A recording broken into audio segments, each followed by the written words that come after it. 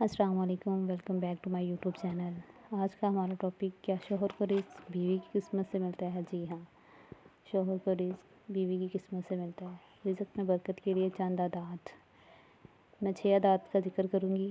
آپ مجھے اینڈ پہ بتائیے گا کہ آپ کو کون سی عادت سب سے اچھی لگی، کون سا پوائنٹ سب سے اچھا لگا۔ سب سے پہلا پوائنٹ شکر گزاری، ناشکری سے پرہیز۔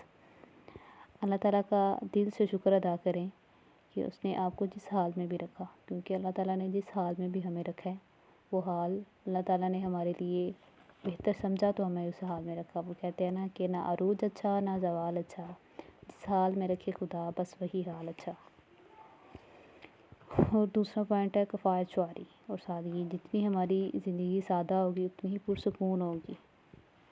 ہم جب کسی کے ساتھ خود کو کمپیئر کرتے ہیں، کسی کے ساتھ اپنا کمپیریزن کرتے ہیں تو ہم خود کو ہمیشہ جو ہے نا وہ ڈاؤن محسوس کرتے ہیں۔ تو کسی کے ساتھ خود کا کمپیریزن نہ کریں، کیونکہ اللہ تعالیٰ نے جس طرح آپ کو بنایا کسی اور کو نہیں بنایا۔ تیسرا پوائنٹ ہے شوہر کو دعاؤں کے ساتھ رخصت کرنا۔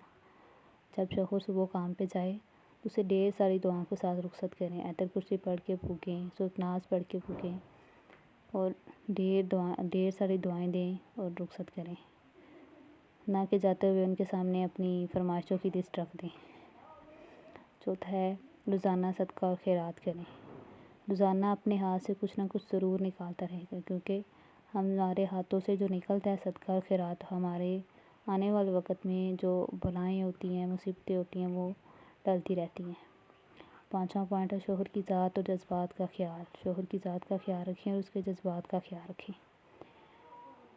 اس کے جذبات کو سمجھیں، نہ کہ اسے ٹھیس پہنچائیے، نہ کہیں کہ آپ نے ہمارے لیے کیا کمایا، کیا لایا، آپ نے ہمیں فلاں چیز نہیں دلائی، فلاں چیز نہیں دلائی۔ جو کچھ ہے اسی میں جو ہے نا وہ خود کو مطمئن رکھیں اور خوش رہنے کی کوشش کریں۔ اس کے جذبات کا خیال رکھیں، اس کے ہر کام کو نیک نیتی اور دل سے کریں۔